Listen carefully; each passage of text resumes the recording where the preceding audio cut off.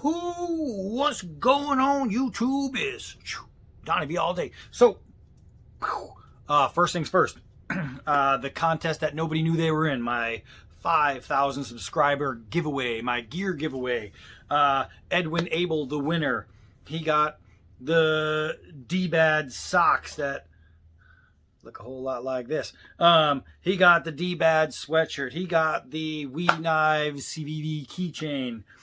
And he got a blade. Now, when I did the video for the 5,000 subscribers, and don't worry, we are getting to this in a second. When I did the video for the 5,000 subscribers, I hadn't picked out a knife yet. I didn't know what I was going to get him. So I had to bang around in my head what I was going to give him and why. And I was kind of in a toss-up between a fixed blade and a folding knife. And I don't know what state he's in, like not mentally, like, I don't know where he lives.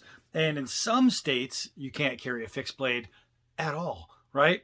And some states you can. Some states you can carry a big one. Some states you can only carry a little one. But for pretty much everywhere, you can carry a pocket knife. And I wanted to give him something that he can A, use, and B, use. So something that he can carry, something that he keep with him. So I went and I bought with my own money. I decided to go and get something that I use, that I know, that I trust, that I have. I got an Ontario Rat 1. So this is the knife I will be sending you. This is a very, very good knife. You are going to dig it. So 5,000 subscribers, you're getting a whole bunch of stuff, plus a really, really good pocket knife. Really good pocket knife. This thing compares to the Essie Avispa in a big way. So, Edwin Abel, this is going to be yours. I'm putting it back into the little plastic wrap that it came in. Stick it back in the box, and I will be mailing it out with the rest of your stuff. Surprise! That's what you are getting. And let me see if I can stick it back in the box. And I did, yay. Okay, so now let's get into what we came here for. We're doing a budget knife today. Budget. A Pakistani blade. This is the Timber Rattler TR106, also known as the Golden Standard boning knife. Boning knife. I wouldn't use it for that, though. That sounds dangerous. We are looking at something that looks just like this. It is a full tang blade. Let's see if it has any good specifications. It says stainless steel blade, so I'm guessing it's in the 440 range. Probably 440. And stop right there. I don't know. Let's see if it actually says anything. That just says stainless steel. So it doesn't look like it, and you see it does say Pakistan right there. This is one of those typical Pakistani blades that you look at and you go, like, there's some really great knives that come out of Pakistan. This isn't one of them. This is one of those ones that you see on eBay that's just done cheap, and it's kind of crappy fit and finish in this. Getting it in and out of the sheath is a pain in the nuggets. But let's see, we're looking at full tang, 4 3/4 inch stainless steel blade, razor sharp edge. We'll find out. It does feel sharp. The best part of this, the black and orange bone handle. A lot of these Pakistani knives, when you get them, you'll find little hairline cracks or whatever in the bone. This so far looks pretty good. It's actually nice pieces that are in this knife. They are brass pinned. It does look good. I've had this sitting for a while, so there's a little bit of tarnishing happening. Nothing I can't get rid of. And I think that's it. Brown leather sheath. It smells like... It's weird. It smells like a rubber. Here, smell that. Right? So, it's got the nice little Timber Rattler, which is cool. I do like their decorations on the sheath. It's leather. It's definitely leather. It just has that weird rubbery smell to it. I don't know. But it works. It's got a belt loop, which I love belt loops. And it's nice and thick and it's sturdy. The sheath is not bad. The sheath is not bad. For this little budget blade, how much do you find these things for? There's one right now on eBay for 20 bucks. Is it worth 20 bucks? We'll figure it out. In my hand, I mean, looking at the handle, I'd say, ooh, that's not $20. Putting this knife in the hand, it's like $15. So let's look at it a little closer. Blade shape, typical skinning blade, right? A lot like the old timer and whatnot. It is jimped on the ramp, on the thumb ramp, which isn't bad. It does have a ricasso, but not for a human finger. So what is the ricasso good for? Beats me. They could have brought this blade all the way to the guard, given it a little bit more thickness into the beginning of the tang, and it would have given you more edge. You look from ricasso to where that blade edge actually starts, that's a pretty good distance, and it's wasted space, right? So let's see. It is from the guard, we are looking at 3/4 of an inch of ricasso, and then you're looking at almost 1.25 inches of wasted space. Can you put your finger on it to make it not wasted? Absolutely. But it's very uncomfortable because of this. So you'd think that, okay, well, that actually helps because now I can put my finger without cutting my finger. But if I was to tool with it and put my finger, I'm going to put my finger right across this edge, the crease of my finger, and I'm going to squeeze, and I'm going to do that. I'm not cutting my finger because it's controlled, even though I'm gripping the edge. So did I need it right here? No, it's just an uncomfortable spot. If you wanted to have this much space, or even you could have gone a little bit less by bringing this there, and it would have been a comfortable hold. You could have even given it a little arc, and it would have been nicer. Instead of this little notch out right here, it just makes no sense to me, but it is what it is. It's a budget blade. The overall grinding, the steel, it kind of has that cheap look to it. But one thing I've learned about these timber rattlers is no matter how they look, feel, or whatever, they always seem to work, right? So that's what we're going to figure out. How thick it is, I don't know, what is that, like 1/8, somewhere in there. Looks like it. So let me get in there. That is 3/16. 3/16 here, and then it tapers down. It's swedge there. This isn't a sharpened edge. It is a swedge. So it's good for penetration. And when you're talking about a boning knife, you want good penetration. So is it razor sharp? I was informed in a different video. Every now and then I would do the razor sharp, and I would do this, and I'm not looking at you guys, and I would go to figure it out, and I wouldn't even realize that my blade edge isn't catching it. But it's not like I have a bucket full of arm hair down below me, and I'm faking it, and I'm putting the hair on there and going, hey, look at this. So I will try to do better as far as actually doing it on film. Razor sharp. I haven't broken a hair yet. Let's see. Okay, so barely any dander, let alone any hair. So razor sharp, it is absolutely not. It is sharp. I could feel it with my thumb. It is sharp.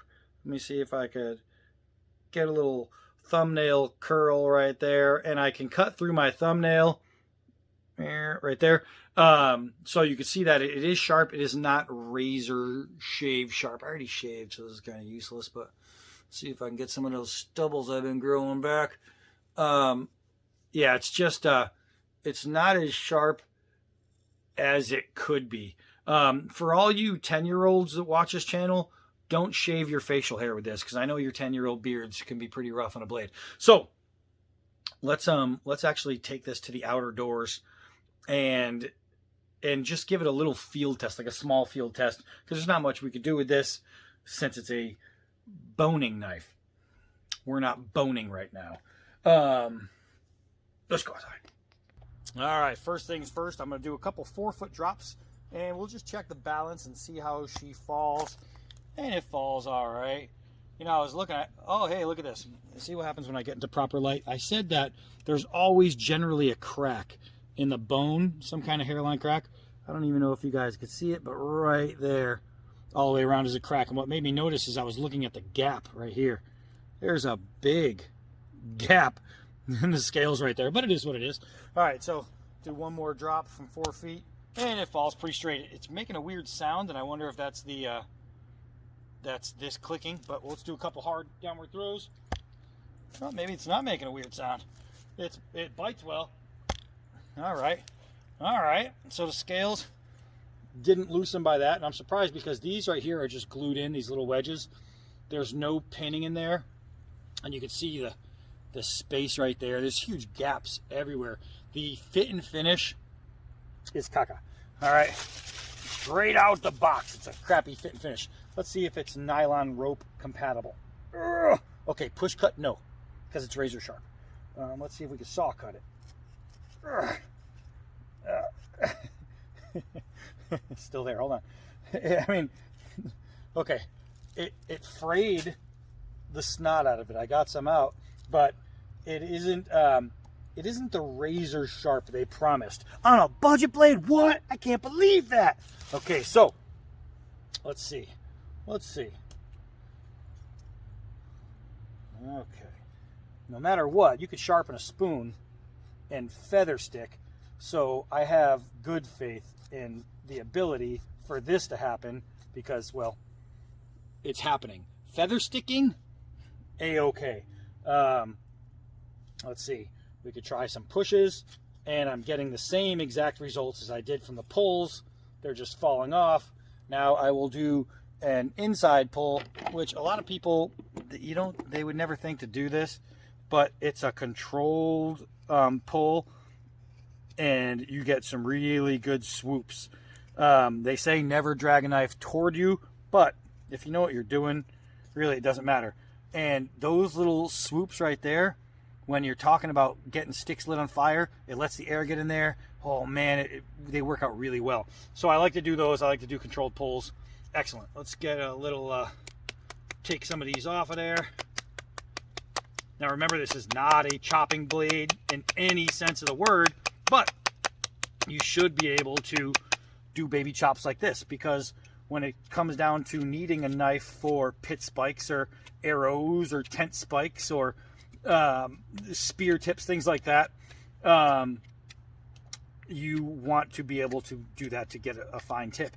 Now you can start at an end like this and go like this and get the same thing, but doing this makes it so much faster, and it's taking less off of you. And not only that, but right at the bottom of this blade is collecting all of this beautiful fluff, and it's making it very simple to get a tip forming, right? So as I do this, the tip begins to form all by itself. All I'm doing is spinning the stick in a circle and knocking it down, and besides getting a ton of really good fluff, it takes half the work, and now I just have to finish off the tip. Voila, very, very simple. Let's how is it going to be on kindling? Well, first let's do this. We will baton away just the end to give us a flat spot. Now we will take we'll make another flat spot. We'll make another flat spot. This is not exactly a baton, it's a piece of half wood, but half a piece of wood, piece of half wood. That makes a whole lot of sense. So let's see. So remember, this isn't a big batoning knife, but if you're out in the wild and you're stuck outside and you need a fire to survive, you should at least be able to get kindling from any knife you have. And as suspected, this thing is going to do the job. It will get you kindling, no problem. Let's see if we can put a nice hammer into it, give it a good hard swing, and no damage. That's one good thing, is on stuff like this, you're never going to hurt these knives. Are they half pretty, half ugly? Yep, sure. They have crappy fit and finishes all day long. Hey, what are you doing, boy? So the fit and finish is not that great, but fit and finish doesn't matter when it comes down to, does the knife work? Especially when you're talking about, does the knife work and how much does it cost? Because if it costs less to work, then you're doing pretty good. So let's see if I can get you guys in here. We're just going to do a little skin test, and easy peasy, lemon squeezy. It is ripping through the material. So if this was a bird, like if you're able to get yourself something and you need to bone, then you will have almost no problems being not razor sharp. When I get it to the edge and I'm trying to go, it's a little bit of work, but it'll get there. So all in all, the knife will do what it's supposed to do. Does that mean it'll do it easily? No. Does that mean it'll do it in a great manner to where you're like, whew, thank God that knife made it so much easier than any other knife? No. But is it going to be a whole lot better than having no knife? Hell yeah.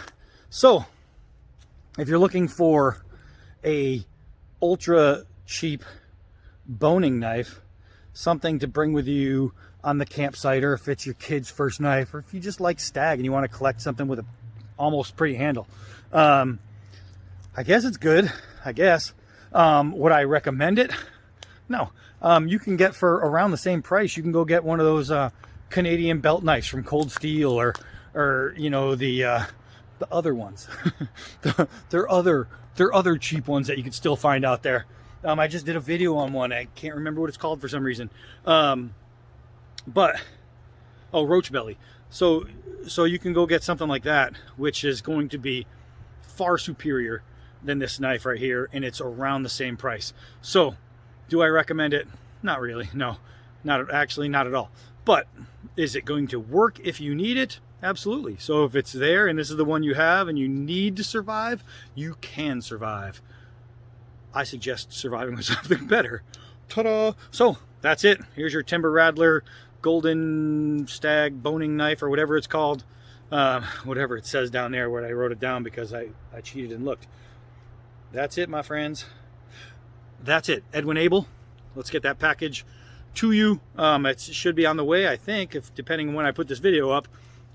And congratulations to you. Thank you for sticking with me for 2 years and still on my videos. And man, I appreciate it. Guys, subscribe, subscribe, share. That's the only way we get it out. If you share these videos like on Facebook, better, because more people are going to see them, and then just like Edwin Abel, eventually you're going to win some crap and not even know you were in a contest. All right, so that's it for that. I'm down to be all day. Until next knife.